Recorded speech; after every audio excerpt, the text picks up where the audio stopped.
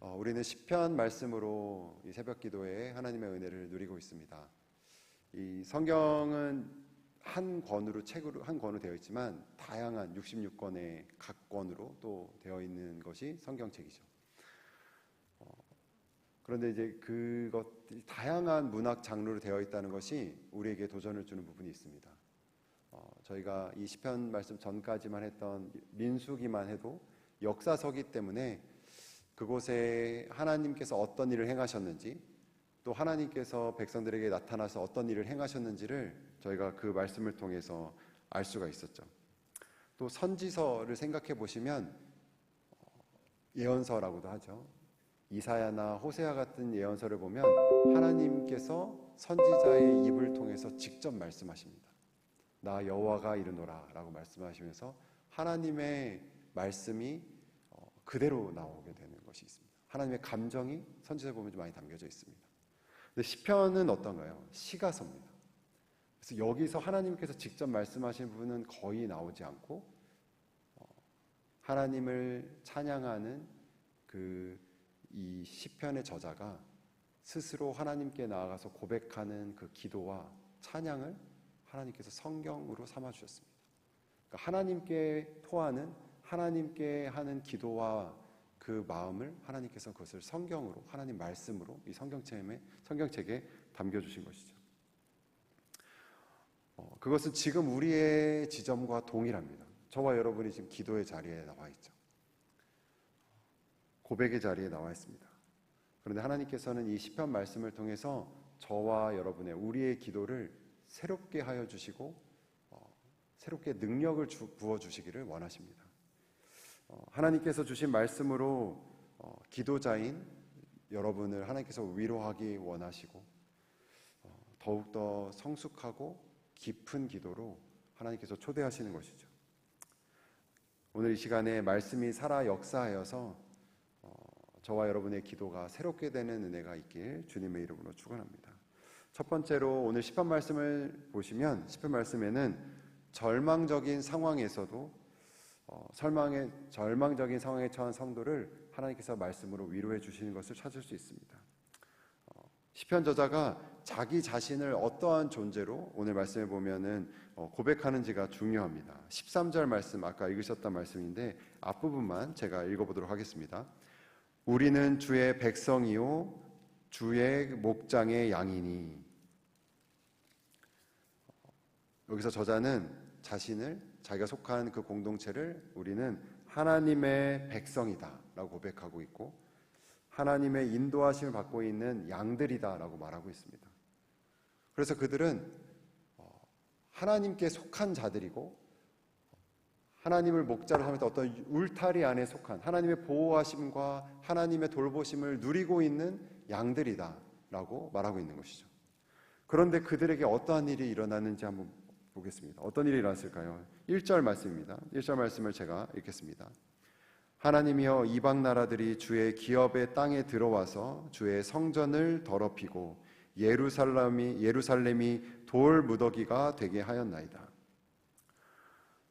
이방 나라들이 하나님 나라 땅에 들어와서 침투하여서 예루살렘 성을 무너뜨리고 하나님을 예배하는 제사했던 그 성전을 더럽혔습니다. 대부분의 신학자들이 이 표현들을 아수르나 바벨론에 의해서 예루살렘 성전이 모욕을 당하고 황폐화당하고 예루살렘 성이 무너졌던 그 시대로 대부분은 추측하게 됩니다. 그리고 2절 말씀에 사람들의 죽음도 표현하고 있는데 눈으로만 보시면 2절 말씀에 보시면 주의 성도들의 시체가 공중의 새에서 밥이 되고 주의 성도들의 육체가 땅의 짐승에게 먹혔다라고 말하고 있습니다. 이 상황 가운데 사람들의 죽음이 군사들과 군인들뿐만 아니라 심지어 주의 종들, 제사장들조차도 죽임을 당하고 그 당시에는 일반적으로 전쟁을 하더라도 그 죽은 시체를 매장을 시켜주었는데 그조차도 하지 않는 정말 처참한 상황이 그들에게 찾아오게 된 것입니다. 그래서 결과적으로 4절에는 이렇게 말합니다. 그들은 비웃음의 대상이 되고 세상의 조롱거리가 되었습니다 라고 말합니다.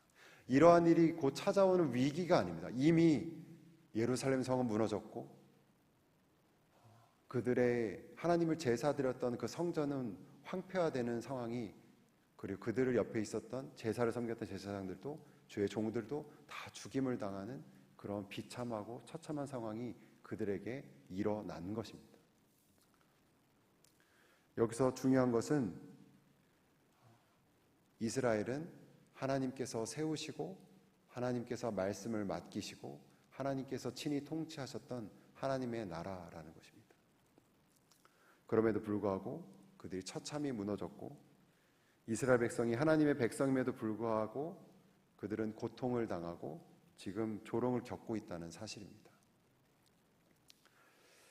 그것은 지금 몇천 년이 지난 지금 우리에게도 크게 다르지 않습니다. 여러분, 교회를 다니면, 우리가 믿음 생활을 시작하면 고난이 없고 아무런 고통이 없으며 평탄한 삶이 우리에게 보장되었습니까? 하나님을 예배하는 교회에서도 상상하기 어려웠던, 감당하기 어려웠던 큰 시련이 찾아오기도 합니다. 그리고 하나님을 찬양하고 예배하는 백성들에게도 너무나 감당하기 어려운 절망적인 상황이 찾아오기도 합니다. 하나님의 부르심을 받았기 때문에 부르심을 따라서 걸어가는 그 여정 가운데 우리는 어려움을 당하고 우리의 삶의 터전이 폐허처럼 되는 일도 겪기도 합니다. 그러면 성도에게 이러한 절망적인 삶이 찾아왔을 때 우리는 어떻게 반응해야 될까요? 욥의 아내가 욥에게 했던 그 말은 최근에 우리가 통독에서도 있었던 일인데 우리 모두에게 찾아오는 강력한 시험이 되기도 합니다. 욥기 2장 9절 말씀입니다. 제가 읽겠습니다. 그의 아내가 그에게 이르되 당신이 그래도 자기의 온전함을 굳게 지키느냐 하나님을 욕하고 죽으라.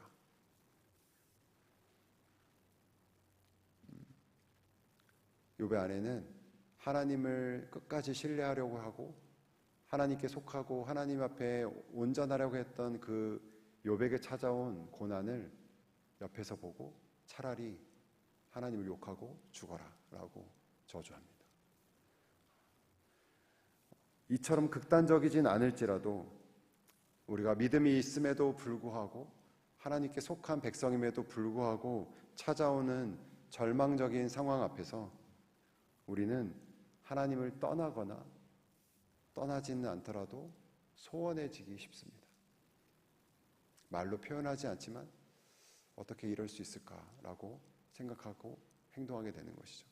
마치 사춘기에 찾아오는 자녀가 부모에게 큰 꾸지람을 받았을 때 그 집을 나가지는 못하지만 집에서 문을 닫고 부모의 얼굴을 보지 않으려고 하는, 홀로 있으려고 하는 것과 비슷한 상황이 우리에게 찾아오게 됩니다. 그런데 아삽이 보인 반응은 우리에게 도전을 줍니다. 오늘 읽었던 시편 79편의 1절 말씀 처음에 어떻게 시작합니까? 하나님이시여, 하나님이여라며 이 아삽은 하나님의 이름을 그 가운데 부르짖습니다. 9절에는 그 하나님을 더욱더 애타게 찾습니다. 9절에는 이렇게 하나님을 부릅니다. 우리 구원의 하나님이시여.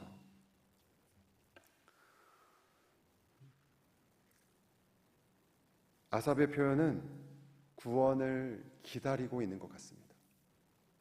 그리고 반드시 하나님께서 우리를 구원해 주실 것이라는 그 구원자 하나님에 대한 믿음이 이 짧은 하나님을 부르짖는 표현 가운데, 이 기도 가운데 담겨져 있는 것입니다. 이렇게 처참한 상황에서 이 받고 있는 이런 위기와 환난과 어려움을 이 아삽은 그것을 하나님께서 구원해 주실 때 그것에 극복할 수 있는 것으로 여기고, 그렇기 때문에 구원자 하나님을 찾고 있는 것입니다. 이 설교를 준비하는 가운데 제가 목양했던 이 영아부에 속한 한 가정 안에 큰 어려움이 찾아왔었습니다. 지난주에 있었던 일인데, 이 가정은 젊은 이제 영아부 아이를 둔 젊은 부부인데, 미국에 온 지 몇 년 되지 않은 유학생 부부입니다. 정말 열심히 일하고 또 치열하게 살아가는 젊은 부부였는데, 그동안에도 힘든 일이 있었지만 사랑으로 또 믿음으로 이 시간들을 잘 견뎌내 가고 있었습니다. 근데 지난주에 형제님께서 일하시다가 이렇게 8피트 되는 높이에서 떨어지셨는데 발이 이렇게 부러지게 되는, 그래서 큰 수술을 받아야 되는 상황이 찾아오게 됐습니다. 이제 뼈가 부러졌기 때문에 겪고 있는 이 신체적인 고통도 너무나 큰데, 외국인 이제 유학생으로서 이 미국 땅에 살면서 이 치료를 받아야 되는, 병원에 가서 수술 받아야 되는 것에 대한 재정적인 부담도 컸던 것도 사실이었습니다. 곁에서 그 이야기를 듣고 너무 저도 마음이 아프고 걱정도 솔직히 되어서 전화를 했었는데, 그 형제에게 전화를 이렇게 들으면서 제가 하나님께서 은혜를 베풀어 주시길 기도하겠습니다 라고 말하자, 그 형제님이 이제 한국어가 이렇게 익숙하진 않은 분이신데, 목사님, 저는 이미 은혜를 받았습니다. 떨어졌을 때 머리로 떨어지거나 등으로 떨어졌으면 정말 크게 다쳤을 텐데 다행히 다리로 떨어져서 수술 받으면 나을 수 있게 됐고, 그리고 하나님과의 관계가 최근에 그렇게 친밀하다고 볼 수 없었는데 이 일로 인해서 하나님 앞에서 마음껏 펑펑 울다가 오히려 행복함을 느꼈습니다 라고 하면서 오히려 저에게 큰 감동을 주었습니다. 여러분, 이처럼 하나님의 백성에게 정말 어찌 보면 절망적인 상황이 찾아올 수 있습니다. 그런데 그것은 오늘 말씀을 비춰보면 하나님의 이름을 찾으라, 하나님께 나와 부르짖으라라고 하나님께서 우리에게 초청하시는 것과 같습니다. 구원의 하나님을 부르며 하나님의 구원과 회복을 경험하라라고 하나님께서 우리를 초청하신 것과 같습니다. 사랑하는 성도 여러분, 여러분 가운데 제가 다 알지 못하지만 정말 절망적이거나 이렇게 폐허와 같은, 하나님이 어떻게 이런 일을 주실 수 있을까라는 어려운 일을 겪고 계신 분이 있을 수도 있습니다. 그렇다면 오늘 말씀으로 권면을 삼으시고 위로를 받으셔서 더욱더 구원자 하나님의 이름을 찾으시고 그런 하나님의 구원을 경험하고 그로 인해서 하나님을 더욱더 사랑하고 의지할 수 있는 저와 여러분이 되길 주님의 이름으로 축원합니다. 둘째로 오늘 시편 말씀은 우리의 기도를 성숙하게 하는 힘이 있습니다. 오늘 시편 말씀은 앞서 말씀드린 것처럼 한 사람의 혹은 이 대표자로 할 수 있는 이 사람의 기도인데, 그 기도와 혹은 찬양을 하나님께서 성경으로 삼으셨다라는 사실은 다시 한번 보면 특별한 의미가 있습니다. 왜냐하면 우리가 평소에 하는 그 기도를 이 기도에 맞춰서 조절해보고 이 기도를 따라서 적용해 본다면 우리의 기도가 보다 성경적인 기도가 된다는 말씀입니다. 하나님께서 표준으로 삼으시고 하나님께서 흠양하셨던 기도를 우리에게 보여주신다는 말씀이시죠. 여러분, 저와 여러분의 기도는 나 혹은 내 가정에 이렇게 점철되기, 중심이 되기 너무 쉽습니다. 긍정적인 부분은 더해지길 바라서 무엇인가 이루어지고 무엇인가를 얻거나 또 높아지기를 바라는 마음이 우리 마음에 있고 그것이 기도에 반영될 때가 많습니다. 반대로 부정적인 것에 있어서는 그 부정적인 것은 피하고 싶고 당연히 그 부정적인 것은 없어지길 바라고 낮아지길 것을 피하는 기도가 그 마음이 우리 가운데 담겨져 있습니다. 그래서 우리의 기도를 매우 거칠게 평가해 보면 나를 위하여가 됩니다. 우리의 기도는 대부분 나를 위하여가 됩니다. 근데 오늘 본문의 이 시편의 기도를 한번 살펴보시면 9절 말씀을 함께 저와 여러분이 함께 같이 읽어보도록 하겠습니다. 읽으실 때에 이 한 절이 중요하기 때문에 두 가지를 체크해서 읽으시면 좋으실 텐데, 시편을 읽으실 때 이거 시이기 때문에 천천히 읽어주시고 천천히 읽어보시고 대부분의 시는 대꾸로 되어 있어서 한 절이 두 번 반복하는 변주되는 특성을 가지고 있습니다. 그래서 오늘 말씀도 도우시며에서 한 2초간 잠깐 쉬셨다가 그 다음으로 넘어가는 형식을 한번 읽어보도록 하겠습니다. 자, 함께 같이 읽어보도록 하겠습니다. 시작. 우리 구원의 하나님이여, 주의 이름의 영광스러운 행사를 위하여 우리를 도우시며 주의 이름을 증거하기 위하여 우리를 건지시며 우리 죄를 사하소서. 이 말씀에 보시면 아삽이 하나님께 간구하는 내용은, 컨텐츠는 우리와 크게 다르지 않습니다. 우리를 도우소서, 우리를 건지소서, 이렇게 되어 있죠. 하나님, 우리를 도와주시고 우리를 지금 이 구렁 같은 것을, 이 수렁에서 건져주시옵소서, 구원하여 주옵소서라고 하는 것이죠. 그런데 다른 부분이 있다면 이러한 간구를 하는 목적을 보시면 다르게 되어 있습니다. 무엇을 위하여라고 되어 있습니까? 주의 이름의 영광을 위하여. 한 번 더 나오죠. 주의 이름을 증거하기 위하여 라고 되어 있습니다. 개인적인 목적을 위해서만이 아니라 하나님의 이름을 영광스럽게 하기 위해서, 하나님께서 행하신 놀라운 일들을 드러내기 위해서, 하나님의 거룩한 이름이 나와 내 가족만이 아니라 다른 이웃에게도 증거되기 위해서 하나님, 저를 도와주시고 저의 민족을 구원하여 주옵소서라고 기도하고 있습니다. 시편 저자는 기도를 간구하는 목적과 기준을 나를 위하여가 아니라 하나님을 위하여라고 해서 하나님께 그 기준을 두고 있습니다. 성도 여러분, 이것을 우리 기도에도 적용해 보자면 여러분의 기도 제목을 한번 생각해 보시면 좋겠습니다. 여러분의 가족의 구원을 위해서 간절히 기도하고 오랫동안 기도하고 있는 분들이 있을 거라고 믿습니다. 그리고 사랑하는 가족이 아프고 병들고, 아까 제가 예를 들었던 그 가정처럼 다쳐서 회복과 치료가 필요한 그것을 위해서 기도하고 있는 분들도 있을 것입니다. 또 신분의 문제 혹은 진로의 문제로 불확실한 이 앞날을 두고 하나님께 은혜를 구하며 기도하는 분들도 있을 것입니다. 또 재정적인 어려움도 겪고 있는 분도 있을 거라고 믿습니다. 그 기도를 하실 때에, 그 기도 제목을 가지고 기도하실 때 그 목적을 하나님의 영광스러운 그 이름을 위해서, 하나님께서 행하신 놀라운 일들을 증거하기 위해서 하나님, 저를 도와주시고 저의 가정을 구원하여 주옵소서, 저의 가정을 인도하여 주소서라고 그렇게 기도하시는 것이 이 성경적인 기도가 되는 것입니다. 우리의 재정 문제가, 우리의 가족이 회복됨을 통해서 하나님의 이름이 증거되고 하나님이 높아지는 것을 하나님께서는 분명히 원하실 것입니다. 이것은 다른 사람을 중보할 때도 그대로 적용할 수가 있습니다. 아까 말씀드렸던 그 다리가 다쳐서 수술하게 된 가정을 위해서 기도할 때도 저도 말씀을 준비하면서 이 목적을 두고 기도하게 되었습니다.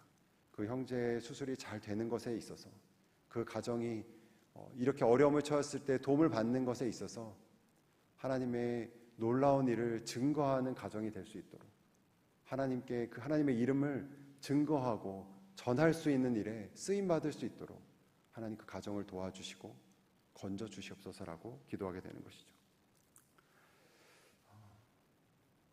여러분, 이제 말씀을 마무리하도록 하겠습니다. 오늘 말씀은 하나님의 백성들, 저와 여러분 같은 이 성도들에게도 절망적인 상황이 찾아올 수 있음을, 그리고 그 가운데 구원자의 하나님을 찾으라는 권면을 오늘 말씀은 우리에게 가르쳐주고 있습니다.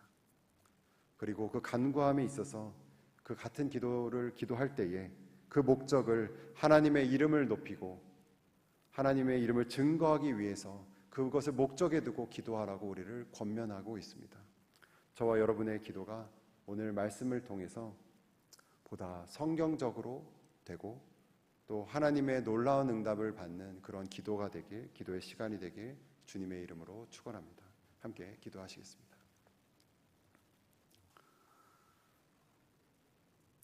사랑과 은혜가 충만하시며 은혜와 자비가 무궁하신 하나님 아버지, 오늘도 우리로 하여금 하나님의 말씀을 듣게 하여 주시고 말씀으로 비춰주셔서 우리가 마땅히 기도할 바를 보여주시며 우리가 마땅히 걸어가야 할 그 삶의 자리를 보여주신 것에 감사드립니다. 하나님 아버지, 오늘 하루를 하나님 구속하여 주시고 오늘 우리의 하루를 구원하여 주옵소서. 오늘 우리의 하루를 도와주시고 동행하여 주옵소서. 이 모든 그 구원과 하나님의 동행하심이 우리 자신만을 위해서가 아니라 우리 가족만을 위해서가 아니라 하나님의 놀라운 이름이 증거되며 하나님의 놀라운 행사가 퍼져가는, 전해질 수 있는 일에 쓰임받을 수 있도록 주님 우리의 기도에 응답하여 주시옵소서. 이 모든 말씀 우리 주 예수 그리스도의 이름으로 기도하였습니다.